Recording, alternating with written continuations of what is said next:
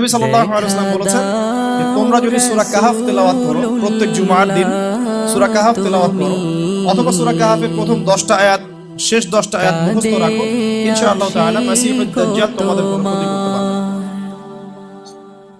এক, মাসিহুদ দাজ্জাল, দুই, ইয়াজুজ আর মাজুজ, তিন হচ্ছে ঈসা ইবনে মারইয়াম। ঈসা ইবনে মারইয়াম যতক্ষণ পর্যন্ত না আসছেন, পৃথিবীতে আবার রিটার্ন না করছেন এবং তার হাতে মাসিহুদ দাজ্জাল নিহত না হচ্ছে, কিয়ামত হবে না।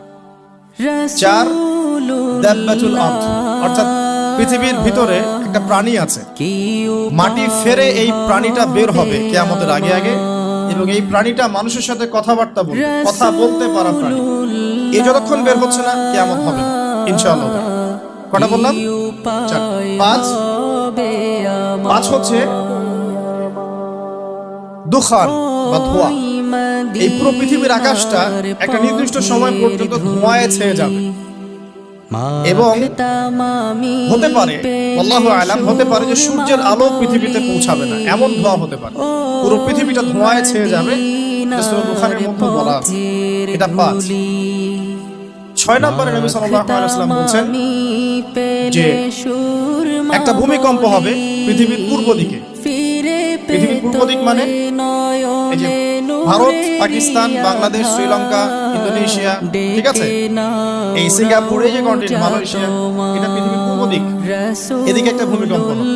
তারপরে 7, পৃথিবীর পশ্চিমে একটা ভূমিকম্প হবে। পশ্চিম মানে বোঝেন না?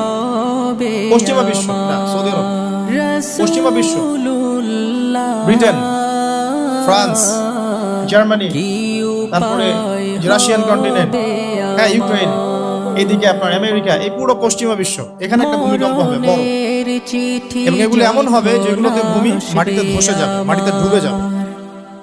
ভূমিকম্প না, ভূমিধস। 8, পৃথিবীর মাঝখানে মধ্যপ্রাচ্যে একটা ভূমিকম্প হবে, যেখানে আমাদের সো কল্ড আমিরুল মুমিনিনরা থাকে, যারা আমেরিকা এবং ইসরায়েলের বন্ধু, এদের এখানে একটা ভূমিকম্প হবে ইনশাআল্লাহ। 9, ইয়েমেন থেকে একটা আগুন বের হবে। ইয়েমেন থেকে একটা আগুন বের হবে, যে আগুন মানুষকে হাসরের মাঠের দিকে তাড়িয়ে নিয়ে আসবে। আরেকটা বলেছেন 10 নম্বর, যেটা এই মুহূর্তে আমি ঠিক মনে পড়ছে। এই 10টা আলামতের কথা নবী সাল্লাল্লাহু আলাইহি ওয়াসাল্লাম বলেছেন, না হওয়া পর্যন্ত, এই 10টা আলামত না আসা পর্যন্ত কিয়ামত হবে না।